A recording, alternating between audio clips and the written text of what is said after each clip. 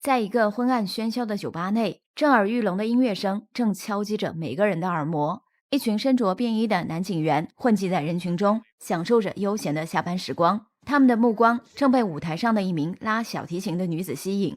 女子名叫艾玛，是这家酒吧的常驻乐队成员。艾玛容貌冷艳，身材匀称，引得男警员们个个垂涎三尺。其中一个名叫约翰的男警员，自诩是风流倜傥的情场老手。为了吸引艾玛的注意力，约翰借着酒劲在舞池里跳起了脱衣舞，引来酒吧内其他宾客们的阵阵哄笑。可惜他的卖力表演并没有引起艾玛的任何关注。只见艾玛低垂着眼帘，自顾自地拉动着琴弓，仿佛整个世界的喧嚣都和他无关。约翰讨了个没趣，只得悻悻地拉着同事们离开了酒吧。只是约翰不知道的是，艾玛在拉琴时之所以对一切漠不关心，只是因为她是一名看不见东西的盲人。艾玛已故的母亲生前患有严重的精神疾病。20年前的一天，年仅8岁的艾玛被发病时的母亲按住脑袋撞击镜子，她的双眼眼角膜因此被碎裂的镜片划伤。自此以后，艾玛的世界就陷入了一片黑暗。好在长大成人之后，她养了一只聪明的导盲犬，有了这只导盲犬的朝夕相伴，孤身一人的艾玛才得以独立的生活和工作。她一直期待有朝一日能治好自己的双眼，重新看一看这个世界的色彩。然而这么多年来，艾玛始终没能等到与其适配的角膜捐献者出现。说来也巧，就在约翰和同事们在酒吧遇见艾玛的当晚，艾玛在下班回家后，忽然接到医院打来的电话。打电话的人是艾玛的主治医师白医生。白医生给艾玛带来了一个好消息，医院终于筛选出了一名与艾玛适配的角膜捐献者。听到这个消息，艾玛兴奋异常。第二天一大早，他便向酒吧老板请了长假，然后就住进医院，准备接受眼部手术。几天之后，白医生成功给艾玛完成了角膜移植。不过由于手术创伤会在术后一段时间出现水肿，再加上角膜植片和眼部组织之间愈合也需要一定的时间，所以艾玛虽然已经恢复了部分视力，但看东西非常模糊和扭曲。想要视力完全恢复到失明之前的水平，差不多还需要数周到数月的时间。此外，艾玛在做完手术后出现了一种罕见的视觉延迟现象。所谓的视觉延迟，指的是人的视觉系统在接收和处理外界信息时，因生理机制或外部因素导致信息传递和感知滞后的状况。简单来说，视觉延迟患者眼睛里看到的即时景象，实际上并不是即时，而可能是几分钟甚至几小时之前的景象。艾玛的情况更加严重，有时候出现在她眼前的景物，她要直到第二天才能看见。尽管如此，艾玛在手术之后仍然满心欢喜，她坚信自己很快就能完全恢复视力。令艾玛意想不到的是，她的视力尚未完全恢复，危险已悄然而至。在做完手术2个月后的一天，艾玛从酒吧下班回到家时，因心情不错，喝了不少红酒，并在喝完酒后窝在沙发上沉沉睡去。深夜时分，一阵关门的声响和下楼的脚步声将艾玛从睡梦中惊醒。酒意未消的她随后迷迷糊糊地打开屋门查看，见到门外的走廊里有一个模糊的男人身影走过。艾玛误以为男人是例行巡查的公寓管理员，于是跟对方打了声招呼。男人见此情形，站在原地愣了几秒钟，然后低声回应了艾玛一声，便径直走下楼梯。艾玛也没多想，就关上屋门，回到沙发上继续睡觉。谁知第二天早晨醒来时，她疑惑地发现自家的屋门居然敞开着。就在艾玛准备起身关门时，一名陌生男子出现在了门口，并用一种恶狠狠的眼神盯着她。艾玛吓了一跳，等她定了定神，发现门口的男子已消失不见，屋门也已是关闭状态。艾玛怀疑自己出现了视觉延迟现象，刚才的男子可能就是昨晚出现在走廊里的男人。艾玛当时以为对方是公寓管理员，但这一次艾玛看得比较清楚，确认此人不是公寓管理员。既然如此，这名男子为何会深更半夜出现在自家门前的走廊里呢？再联想到昨晚听到的下楼脚步声，艾玛忽然想起了住在楼上的独居女孩莉莉。莉莉和艾玛的年龄相仿，是一名普通的公司职员。艾玛莫名有一种不祥的感觉，她觉得自己见到的陌生男子可能是歹徒，而且会对莉莉不利。想到这里，艾玛赶忙牵着导盲犬，摸着爬到楼上，想要看看莉莉的情况。结果发现莉莉的屋门紧锁，艾玛敲了半天的门，里面也没有回应。莉莉像是不在家。心里忐忑不安的艾玛又下楼来到公寓管理员的休息室门口，想让对方帮忙联系上莉莉。不料公寓管理员此时也不在休息室内，无奈之下，艾玛只得牵着导盲犬来到附近的警局求助。巧合的是，接待艾玛的警员正是2个多月前在酒吧跳脱衣舞的约翰。约翰在刚见到艾玛时，像是做了亏心事，脸上臊得通红。直到得知艾玛以前是盲人，2个月前刚刚做完角膜移植手术，约翰脸上的表情才渐渐恢复了自然。艾玛随后将自己目前正处于视力恢复期，偶尔会出现视觉延迟现象，以及怀疑莉莉出事等情况悉数告诉了约翰。但约翰却并不打算出警，因为他既不相信视觉延迟这种听上去匪夷所思的现象，也不认为艾玛昨晚见到的陌生男子会刚好是不法之徒。他甚至怀疑视力不佳的艾玛看到的所谓陌生男子可能只是一场幻觉。艾玛见约翰完全不相信自己，愤然离开了警局。哪知当天晚上，警方就接到一桩命案的报警，死者正是住在艾玛楼上的年轻女孩莉莉。莉莉是遭人谋杀，惨死在自家的浴缸里。发现尸体并报警的人是跟莉莉关系要好的一名女同事。女同事见莉莉一整天没去单位上班，电话也打不通，便带着莉莉死前给她的备用钥匙上门询问情况。没想到竟发现了莉莉的尸体。法医尸检结果表明，莉莉是遭人掐死，死亡时间是在昨晚深夜的12点钟左右。凶手是一个十足的变态狂，在杀死莉莉后，又对其实施了侵犯，然后将尸体拖入浴缸，清洗了自己留下的痕迹，最后还割开莉莉的腕动脉，放干了她的血液。此外，莉莉死时脖子上戴着一条十字架项链，经确认，这条项链并不是莉莉本人的物品，应该是凶手故意留下。警方初步认定，这是变态连环杀手犯下的又一起命案。早在3天前，本地就发生了另一起类似的案件，受害人也是一名年轻女孩，对方在遇害后，尸体同样遭到凶手侵犯，并被放干了血液，死时脖子上也戴着一条相同十字架项链。参与办理此案的约翰警员随后在排查莉莉周边住户时，见到了住在其楼下的艾玛。直到此刻，约翰才终于相信艾玛昨晚真的撞见过一名陌生男子，并且此人很可能就是杀害莉莉的凶手。可惜艾玛视力时好时坏，而且他隐约记得陌生男子长得十分普通，自己很难精准描述出对方的容貌。或许等到警方抓住此人，他才有可能认出对方。不过艾玛有一点记得很清楚，那就是昨晚陌生男子在经过他的门前走廊时，身上带着一股浓烈又特殊的肥皂味道。艾玛由于长期失明，嗅觉和听觉变得十分灵敏，她自觉只要再闻到这种肥皂味，一定会识别出来。可是艾玛提供的这些线索还不足以促成警方破案。在接下来的几天时间里，案件调查毫无进展，直到1周后的一天晚上，艾玛在酒吧演出时，依稀看到台下的人群中有一名男子跟其案发当晚见到的陌生男子比较相像。艾玛随即借着上厕所的机会来到后台，委托酒吧工作人员给警方打去了电话。约翰得到消息后，立即带队赶到现场，封锁了酒吧，并根据艾玛的描述，很快排查出了几名可疑人员，然后将他们带回警局盘问。艾玛作为关键证人，也跟着来到警局协助警方调查。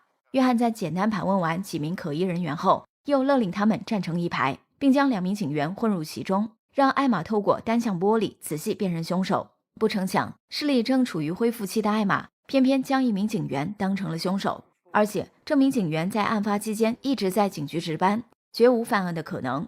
约翰对此大失所望，再次对艾玛的视力和判断力产生了怀疑。不过案件不久就迎来了转机。2天后的下午，艾玛带着自己的导盲犬前往医院复查了一次眼睛。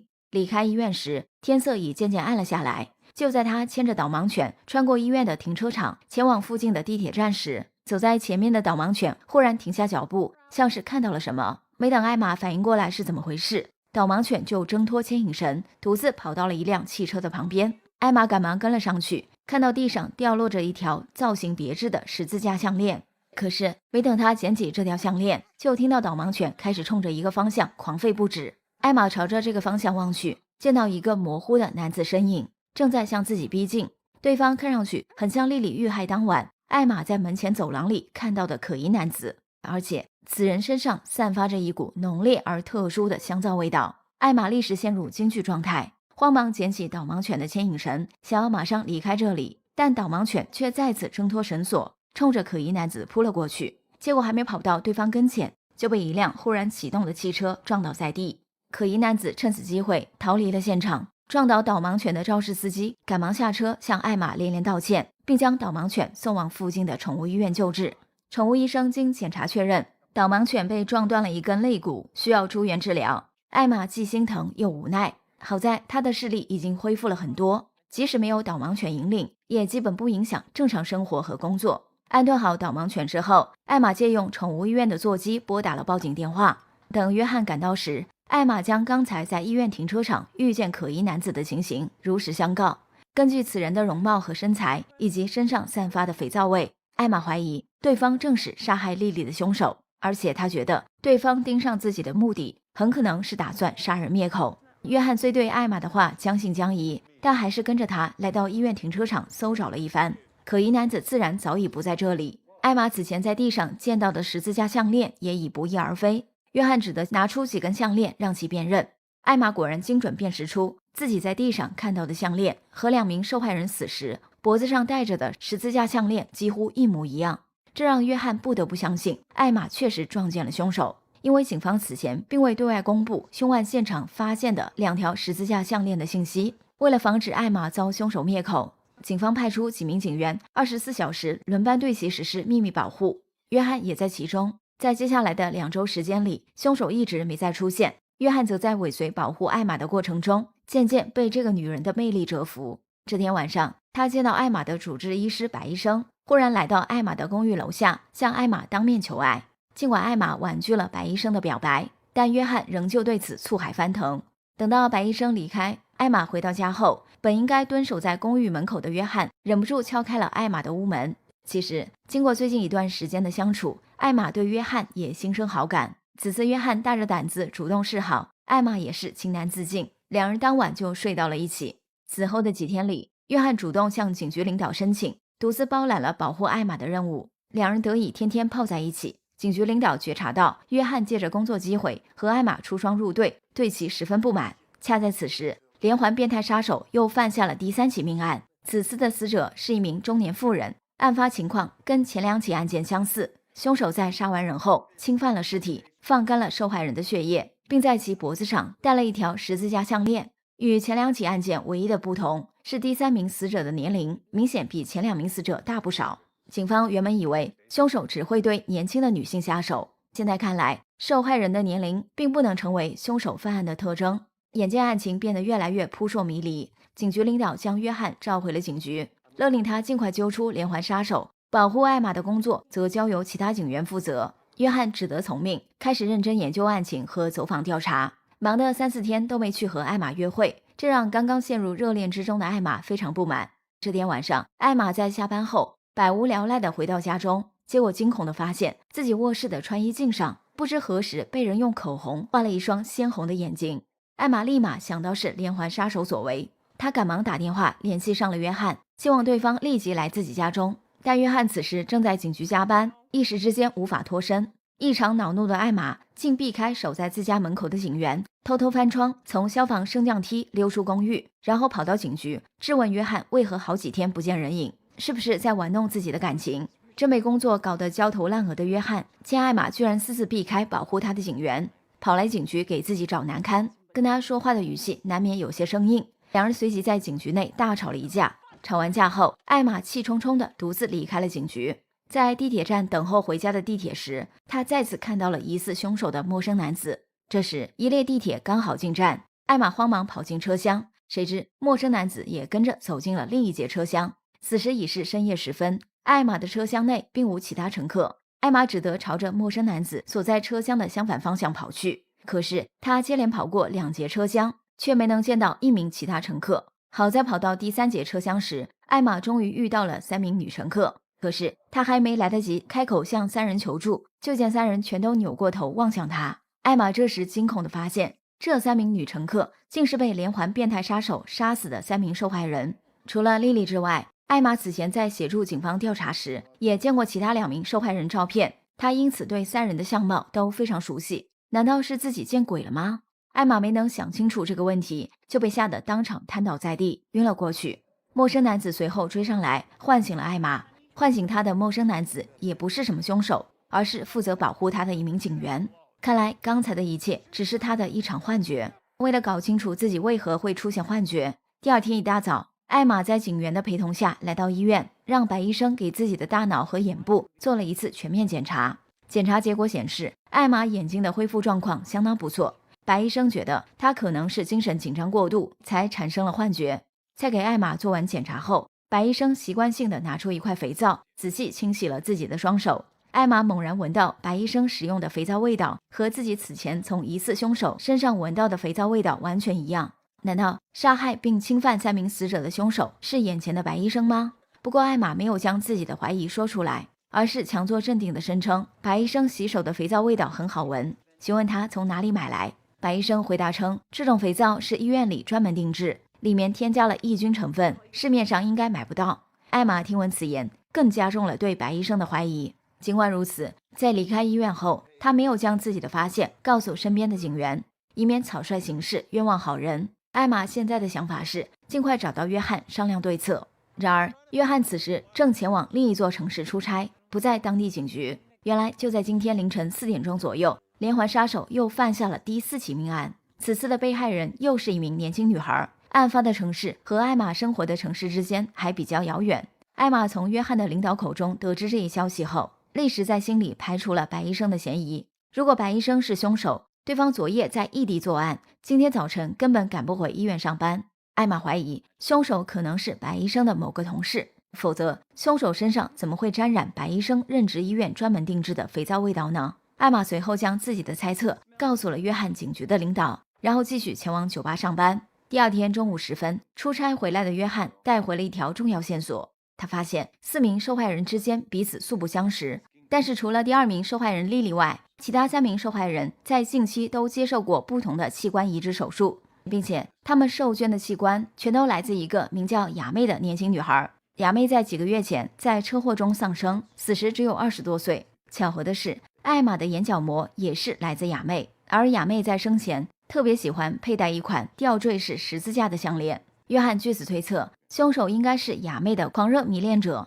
虽然是雅妹的家人决定捐献雅妹的器官，可是凶手却对雅妹器官的受捐者极为憎恶，认为是他们夺走了雅妹的身体，所以才将他们杀死泄愤。每次杀完人后，凶手又侵犯了死者的遗体，并给他们戴上十字架项链。或许他是将自己对雅妹的迷恋移情到了受捐雅妹器官的受害人身上。至于最后放干受害人体内的血液，则是让他们在死后身体器官迅速衰竭，以避免他们身上的雅妹器官再被2次移植。根据约翰的判断，住在艾玛楼上的莉莉遇害应该是凶手的一次失误。凶手原本行凶的对象是移植了雅妹眼角膜的艾玛。约翰已经查过，艾玛在做角膜移植手术时，负责帮她登记个人信息的医生写错了她的地址，将她居住的公寓2楼误写成了3楼。艾玛因此逃过一劫，而住在其楼上的莉莉则成了她的替死鬼。通常情况下，无论是器官捐献者还是受捐者，个人信息都对外严格保密。约翰怀疑凶手很可能是一名能够接触到患者信息的医护人员。现在只要排查雅妹的交际圈，以及确认是哪家医院负责执行她的器官捐献，应该就能锁定凶手的身份。就在约翰向警局领导汇报线索的当天晚上，白医生忽然来到雅妹家中，向她传递了一个消息。就在今天早些时候，给艾玛捐献角膜的雅妹的母亲委托其私人律师联系上了白医生，说是雅妹母亲丧女后忧郁成疾，恐怕时日无多。老太太在临死之前想见一见雅妹角膜的受捐者。艾玛听到这个消息，出于感激，自然不想违背雅妹母亲的临终遗愿。白医生离开后，负责保护艾玛的警员就驱车循着白医生提供的地址，带着艾玛赶到雅妹母亲的住处。抵达目的地后，警员忙着找位置停车，艾玛则先行下车，敲响了雅妹母亲的家门。结果敲了半天，屋内始终无人回应。艾玛以为主人不在家中，只得转身离开。这时，他远远看到驱车送他来这里的警员正在对面的一间车库里按响车喇叭，像是提醒他过去。艾玛于是径直走向车库。等他走进警员开来的汽车时，赫然发现警员竟已遭人割喉，死在了车里。艾玛这才意识到自己中了凶手的圈套，凶手应该是假冒身份，利用白医生传递信息，将他引诱到了此处。讲到这里，艾玛转身就跑，结果很快被躲在暗处的凶手追上。凶手旋即将他拖回车库，并关上了车库的大门。与此同时，另一边的约翰已查明了雅妹的身份。雅妹是一名护士，其上班的医院正是白医生任职的医院。不仅如此，雅妹遭遇车祸身亡后，她的家人将她的遗体交给了她供职的医院，委托院方执行器官捐献的相关工作。也就是说，雅妹工作和捐献器官是在同一家医院。约翰随后在排查雅妹的人际关系时，锁定了一名嫌疑人，此人名叫戴维，以前是雅妹工作医院的一名清洁工。据说这个戴维对雅妹极为迷恋，多次向她表白，但都遭到了拒绝。雅妹去世后不久，戴维就辞掉了医院清洁工的工作。约翰立即循着医院提供的地址，带队赶往戴维家中。而另一边的凶手在制服艾玛后，在他的面前主动自曝了身份。正如约翰的推测，连杀4名女性的凶手正是医院的清洁工戴维。戴维的杀人动机、作案手法以及误杀莉莉等情况，都和约翰的推测如出一辙。在意识到自己杀错人之后，戴维又多次想要对艾玛下手。他先是在医院的停车场意图袭击艾玛，然后在艾玛家的穿衣镜上留下涂鸦，以示恐吓。最后假冒雅妹母亲的身份，利用白医生将艾玛引诱到了自己家中，准备在这里将其杀害。危急关头，艾玛想起约翰曾告诉过她，负责保护她的警员的汽车储物箱内藏着一把手枪，危险的时候可以拿来防身。于是艾玛瞅准机会，一把推倒了正在侃侃而谈的戴维，接着冲向警员开来的汽车，从储物箱里摸出了这把手枪，然后对着戴维连开2枪。可是因视力尚未完全恢复，再加上情绪高度紧张，艾玛的这2枪都没能击中戴维。眼见戴维扑了过来，艾玛急中生智，开枪打碎了车库内唯一的吊灯，车库顿时陷入一片黑暗。凭借着失明时练就的敏锐听觉，艾玛很快辨识出戴维的位置，并果断朝着他扣动了扳机。伴随着一声枪响，戴维应声倒地。此时正赶到戴维家附近的约翰和一众警员听到枪声，一起冲向了车库。等他们合力打开车库的门时，见到戴维早已中弹身亡，艾玛则是一副惊魂未定的样子。故事的最后，警方认定艾玛枪杀戴维是出于正当防卫，对其免于起诉。而解除危险的艾玛从宠物医院里接回了康复的导盲犬，她和约翰的关系也更进一步，两人一狗从此开启了没羞没臊的幸福生活。本期的故事来自于1994年上映的好莱坞惊悚悬疑片《战悚目击者》，又被翻译成眨眼。影片视觉延迟现象的设定其实比较新颖，可惜编剧对这个设定利用不充分，故事的整体编排也略显老套，因而没能成为一部经典作品。值得一提的是，影片的剧情和视觉延迟的设定后来被港剧《刑事侦缉档案》抄袭，后者曾被无数剧迷奉为经典。实际上，其中每个案件的故事都是从其他影视剧中借鉴而来。好啦，今天就到这里吧。喜欢我们节目的小伙伴，别忘了点个关注，让甜橙的声音长期陪伴您吃饭、开车、睡觉、洗澡、化妆、做家务。下期见。